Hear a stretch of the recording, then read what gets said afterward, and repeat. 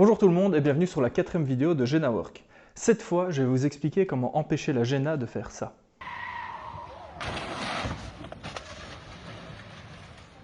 Pour rappel, je compte essayer de fabriquer la Gena, un petit véhicule qui répond à plusieurs critères. Dans la vidéo précédente, j'avais déjà abordé l'architecture générale, l'autonomie et un petit bout de la motorisation. Et aujourd'hui, je compte vous parler du système d'inclinaison, ce qui va faire en sorte que tout l'habitacle se penche dans les virages. La Gena étant un trike inversé, étroit, le plus étroit possible même, un système d'inclinaison est impératif pour ne pas se planter dans les virages.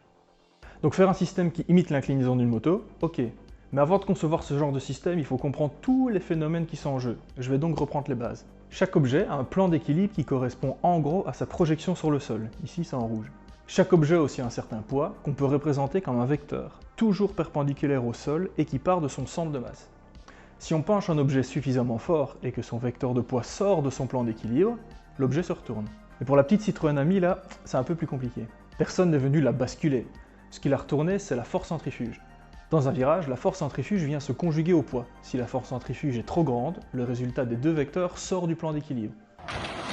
Mais alors en quoi s'incliner change ça? En s'inclinant, on déplace le centre de masse, de façon à faire revenir la résultante dans le plan d'équilibre. Donc on bascule pas. On le fait tous machinalement en moto, à vélo, en ski ou même en courant. En voiture, on a beaucoup moins ce problème parce que le plan d'équilibre est tellement grand qu'il faut une force centrifuge énorme et une situation très particulière pour arriver à se retourner. C'est pas impossible, hein, mais bon, il faut y aller quand même. Donc ok, je pense que la nécessité de devoir se pencher dans les virages est assez claire. Pour une moto, c'est facile, avec 2 roues, mais pour la Gena qui en a 3, comment on fait? Alors il y a plein de façons différentes de faire ce genre de mécanisme, et il y a plein de façons de l'actionner, avec des moteurs électriques, des vérins hydrauliques, des vis sans fin, etc. J'ai passé des dizaines, si pas des centaines d'heures à essayer de dessiner différents systèmes. Et finalement, j'ai choisi un truc assez conventionnel, qui me semblait le plus polyvalent et le plus améliorable. Et surtout, le moins compliqué à fabriquer. Voilà, de face, c'est une représentation simplifiée de la Gena. Et là, si je la penche, on voit comment ça va bouger. Là, je fais une coupe pour vous montrer comment ça va marcher à l'intérieur. Bon, c'est schématique, hein, mais comme ça, on va voir. On voit que les amortisseurs sont reliés au centre à un bras. Un balancier. Ce balancier tourne autour d'un axe, ici. Et en tournant, il pousse d'un côté et tire de l'autre.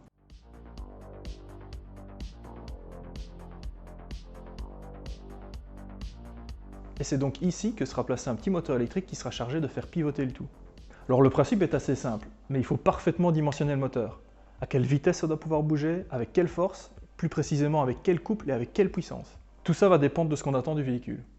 Rouler à 30 km/h en ville, ou à 90 km/h sur une belle route sinueuse de campagne, ça ne va pas demander les mêmes efforts. Après beaucoup de réflexion et de recherche, j'ai décidé de me baser sur un test de stabilité très connu dans le monde automobile. Le Double Lane Test, le test de la double voie, ou de son petit nom, ISO 3888-1.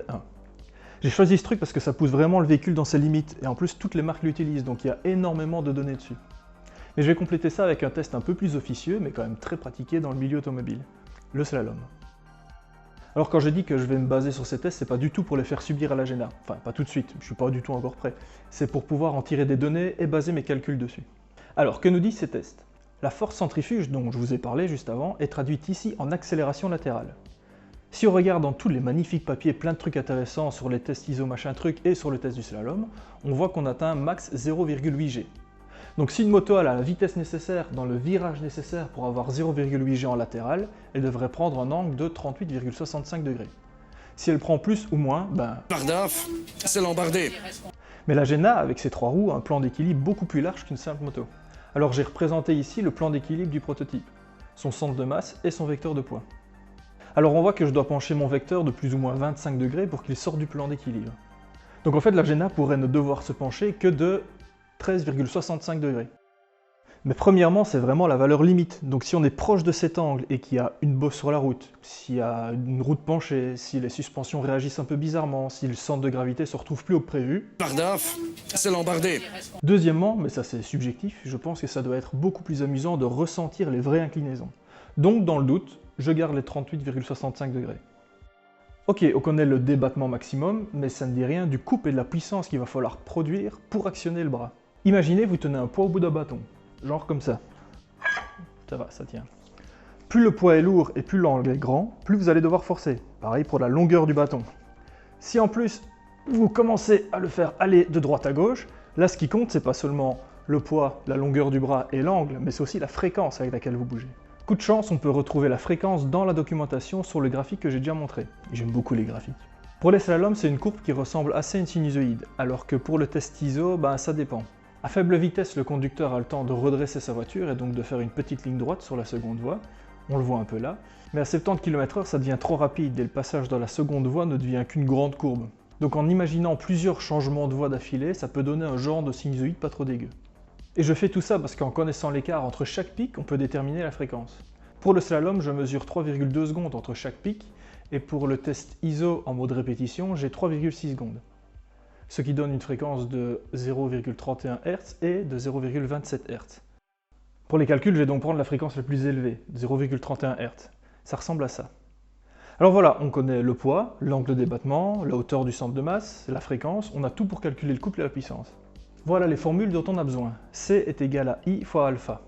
C, c'est le couple, I, c'est le moment de l'inertie de l'objet qui tourne, et alpha, c'est l'accélération angulaire. Le couple, c'est la force qu'il faut mettre pour faire tourner un truc. Le moment d'inertie, lui, c'est à quel point il faut forcer pour faire tourner un truc. Ça dépend évidemment de son poids, mais aussi de sa forme. Et l'accélération angulaire, c'est l'accélération de rotation. La formule est super logique, surtout si on la met comme ça. On voit que c'est normal que plus je force pour faire tourner un truc, et plus ce truc est facile à faire tourner, plus sa vitesse de rotation va s'emballer. Pour la puissance, c'est P est égal à C fois oméga. Où P, c'est donc la puissance, C c'est le couple qu'on a vu juste avant, et oméga c'est la vitesse de rotation, la vitesse angulaire. Là aussi c'est assez intuitif, il faut de la puissance pour faire tourner vite un truc, et qu'en plus ce truc ait de la force. Bon, alors pour avoir P, il faut C et oméga. Et on sait que C, on l'a avec I et alpha. Le moment d'inertie, j'ai pu l'estimer avec le dessin 3D aux alentours des 80 kg/m². Mais l'accélération angulaire, là, ça se complique un peu. On sait que l'angle varie de façon sinusoïdale, de 38,65 degrés à moins 38,65 degrés, et qu'il fait ça toutes les 3,2 secondes. On peut dessiner ce mouvement sous forme de sinusoïde, seconde en dessous et degré à gauche. Voilà l'équation de ce mouvement. On voit qu'on sera à l'angle maximum à 1/4 et à 3/4 de la période, donc on peut prendre 0,8 secondes par exemple pour être à l'angle maximum. Et c'est maintenant que l'astuce arrive. Ce graphique nous montre le balancement d'un objet. On voit qu'à un moment l'objet est à un angle, et à un moment juste après, il a un autre angle. Une différence d'angle pendant un intervalle de temps, ça indique forcément une vitesse angulaire. Le truc tourne quoi. À quoi ressemblerait la courbe de cette vitesse angulaire? Sans calcul, juste pour se faire une idée comme ça. Là, on voit que c'est le moment où l'angle maximum est atteint, puis il repart dans l'autre sens. Donc on imagine bien que pendant un très court instant, la vitesse tombe à 0, vu que le truc fait demi-tour. Donc si on voulait afficher la vitesse sur le graphique, on le mettrait ici en 0. Ensuite, on voit ici que ça bouge très vite, donc on peut aussi imaginer qu'à ce moment-là, la vitesse est à son maximum. On peut alors intuitivement comprendre qu'il y aurait des points hauts et des points bas sur le graphique de la vitesse. Donc, en fait, c'est aussi une sinusoïde. Décalée d'1/4 de période, mais c'est bien une sinusoïde. Une fois qu'on a cette courbe de vitesse angulaire, on peut alors faire la même réflexion pour la courbe de position angulaire. On voit qu'à un moment, l'objet a une certaine vitesse angulaire, et à un moment juste après, il a une autre vitesse angulaire. Une différence de vitesse pendant un intervalle de temps, ça indique forcément une accélération. Une accélération angulaire, et c'est exactement ça qu'on veut. Alors ok, on a le principe, mais maintenant il faut avoir les valeurs, donc là il faut faire un peu de calcul. Je vous passe les détails, mais pour les fans de maths, il faut dériver une fois l'équation de position pour avoir celle de la vitesse, et encore une fois celle de la vitesse pour avoir celle de l'accélération. Et les vraies courbes avec les bonnes amplitudes, en fait elles ressemblent à ça. Une fois qu'on a la fonction de l'accélération angulaire, il suffit de trouver sa valeur la plus élevée. Et c'est aussi à 0,8 secondes, car c'est le moment où l'accélération est tellement forte qu'elle nous fait repartir dans l'autre sens. Donc on peut faire le calcul avec 0,8. Et voilà. On a enfin trouvé la valeur maximum de l'accélération angulaire. Alpha est égal à 2,559 radians par seconde carré. On peut donc maintenant calculer le couple avec C est égal à I fois alpha. Donc 80 fois 2,559, ça fait 204,72 Nm. On peut aussi calculer la puissance avec C fois oméga, le couple fois la vitesse angulaire maximum. Mais on ne peut pas bêtement appliquer la formule comme ça. Ici, j'ai représenté en rouge la courbe du couple. Ça nous permet de voir que le couple maximum et la vitesse angulaire maximum sont deux variables qui n'atteignent pas leur maximum au même moment. Donc les multiplier comme ça donne un résultat qui n'est en fait jamais atteint par le système. On doit multiplier leurs fonctions entre elles, pas les valeurs max de leurs fonctions. Et on se retrouve avec une courbe comme ça. On voit que la courbe ne va jamais en bas, il n'y a pas de négatif parce qu'il n'y a pas de puissance négative. Ici, le système doit autant forcer pour accélérer que pour décélérer. Et si on calcule le point maximum de cette courbe, on arrive à 130 watts. Alors au moment où l'inclinaison en est là, le système doit lutter contre l'inertie du truc pour la ralentir et puis la faire repartir dans l'autre sens. On pourrait aussi se dire qu'il doit lutter contre le poids. Bah oui, le véhicule est penché à ce moment-là, il faut bien l'empêcher de basculer. Mais non, pas vraiment, souvenez-vous. Vu qu'on est en plein virage, la force centrifuge dévie le vecteur de poids comme ça. Donc si l'inclinaison du véhicule suit parfaitement l'inclinaison de la résultante entre le poids et la force centrifuge, l'objet est à l'équilibre comme ça. C'est le but de s'incliner dans les virages d'ailleurs. Mais il y a deux points importants. Le premier, c'est que si pour une raison ou l'autre, le véhicule s'incline quand il n'est pas dans un virage, une route penchée ou à l'arrêt, il faut que le système puisse avoir la force de redresser. Et pour le coup, il devra bien lutter contre le poids. Deuxièmement, j'ai dit juste avant, si l'inclinaison du véhicule suit parfaitement l'inclinaison de la résultante entre le poids et la force centrifuge, mais est-ce que le moteur sera réactif à 100%? Non. Donc je préfère avoir de la marge et commencer avec un système surdimensionné, quitte à réduire par après. Donc pour résumer, il faut un truc qui puisse fournir 204 Nm de couple, avoir une vitesse angulaire de 1,3 radians par seconde plus ou moins, donc ça fait 75 degrés par seconde, et avoir une puissance aux alentours de 200 watts. Mais en partant sur du surdimensionnement, j'ai peut-être un peu abusé. J'ai pris un moteur de 3000 watts et une réduction qui peut envoyer un couple de 892 Nm.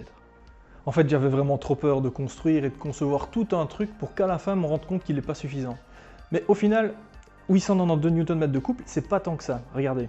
En statique, ce couple permet de donner qu'à l'inclinaison à un véhicule. On a un triangle comme ça, on recherche l'angle là, donc hop, 27 degrés. C'est pas tant que ça à 27 degrés. Si pour une raison ou pour une autre, en statique, le véhicule va plus loin, le système ne sera pas en mesure de le récupérer. Mais bon, dans les faits, il y aura un système mécanique qui va verrouiller l'inclinaison. Sinon, le moindre coup de vent, la moindre personne qui passe... Et... Voilà, côté puissance et couple, c'est bon. Maintenant, il faut décider comment on va contrôler tout ça. Le top du top, ce sera un système automatique qui gère tout à coup d'accéléromètre et de gyroscope, assez réactif pour bien réagir si, en roulant sur une route toute pourrie, une des roues passe dans un nid de poule en plein virage. Assez intelligent pour prendre en compte la dynamique des amortisseurs et des pneus par exemple. Mais qu'est-ce qui se passe si le véhicule dérape, glisse ou pire fait un tête à queue? Le système va comprendre ce qu'il doit faire pour ne pas aggraver la situation. Même en tant qu'humain, quand c'est nous qui gérons notre inclinaison, à moto ou à vélo, une de ces situations est tout à fait susceptible de nous mettre à terre. Ça montre à quel point c'est ultra compliqué.